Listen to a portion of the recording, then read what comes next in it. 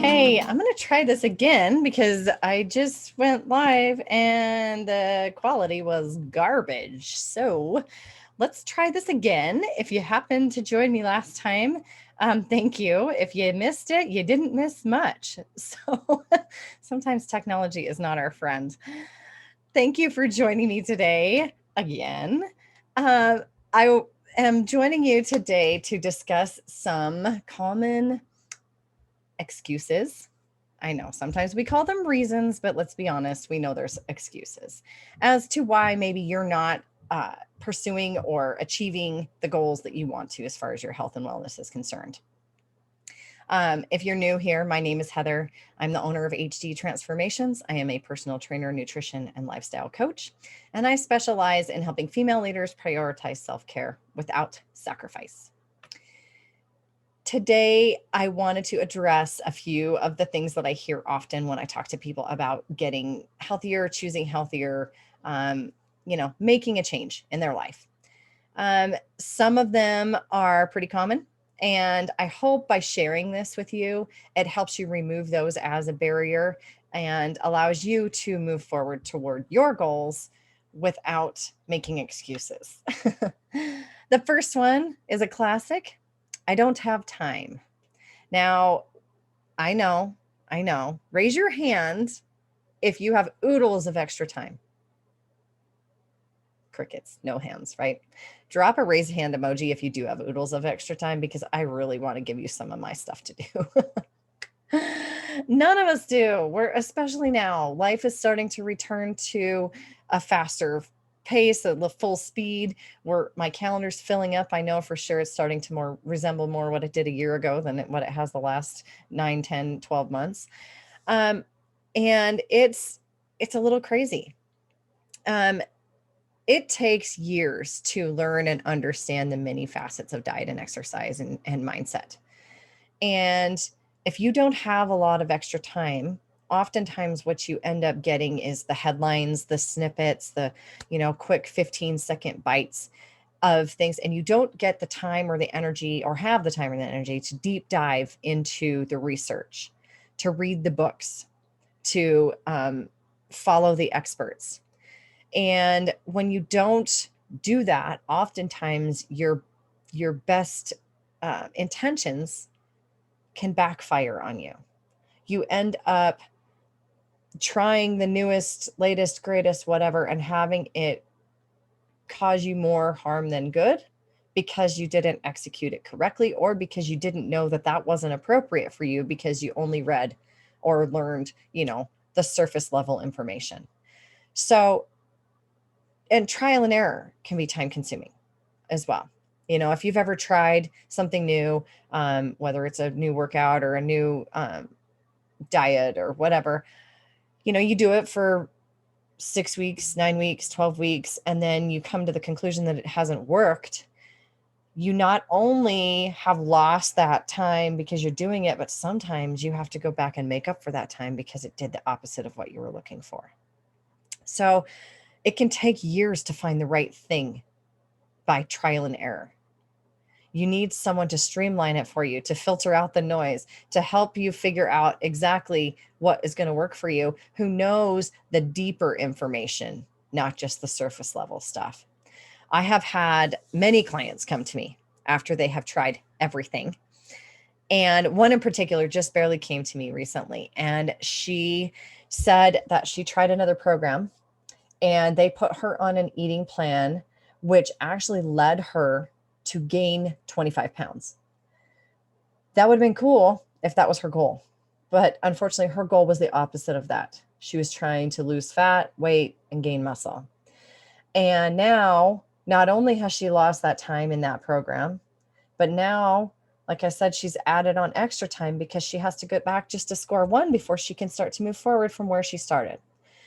So she tried, that wasn't the first one either. She's tried all manner of different programs and had similar issues.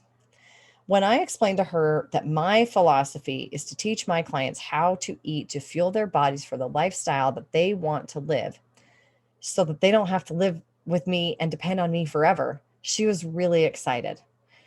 I explained to her that she asked if I did meal plans. I said, no, I don't do meal plans because you're an adult and life happens. What if you want to go to a restaurant? What if you want to go to a party? What if a holiday event happens? What if you're just bored and you want to try something new?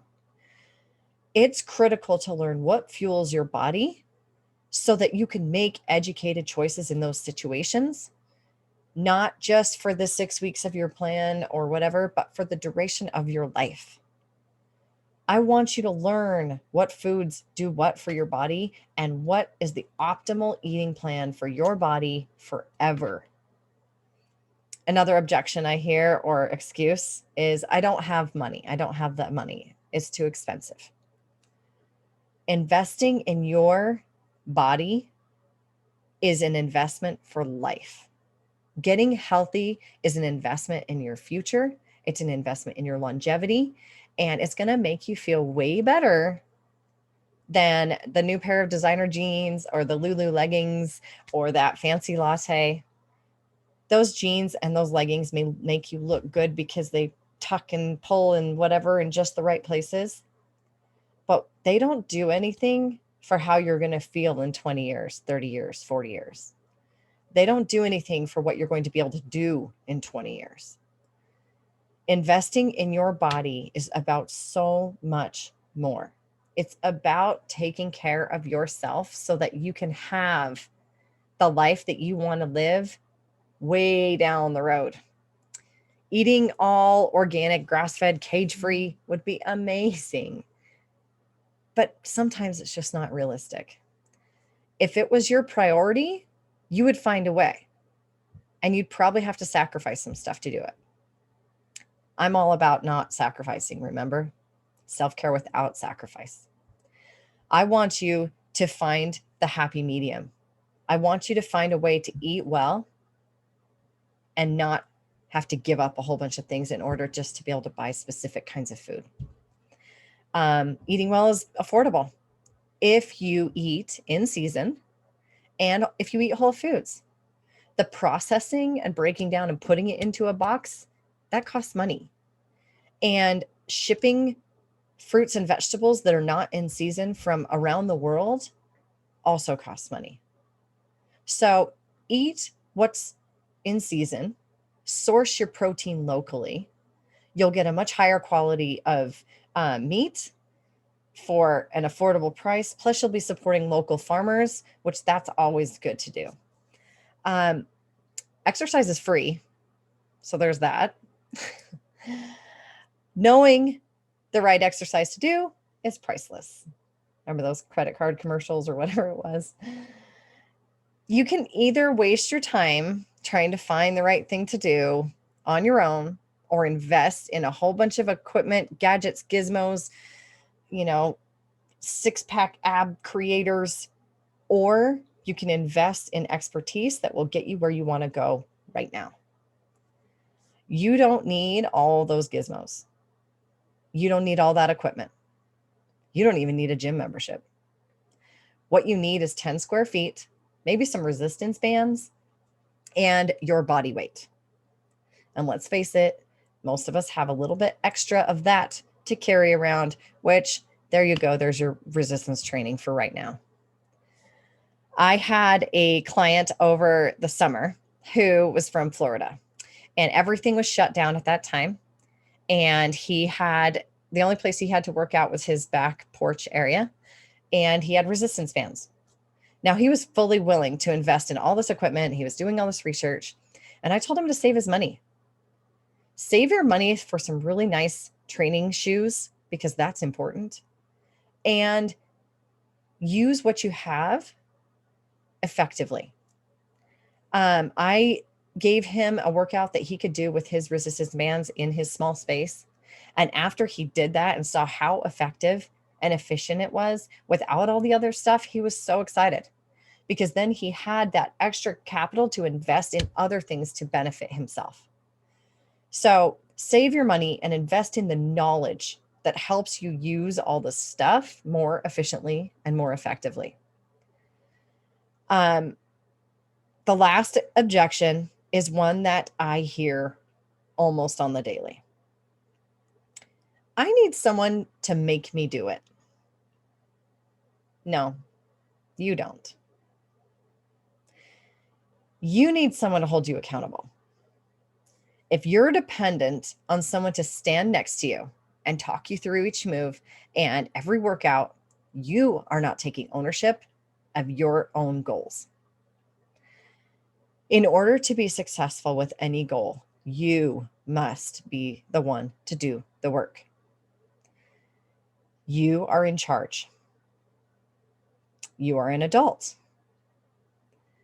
Put on your big kid pants and get out there and do the work. That sting a little bit.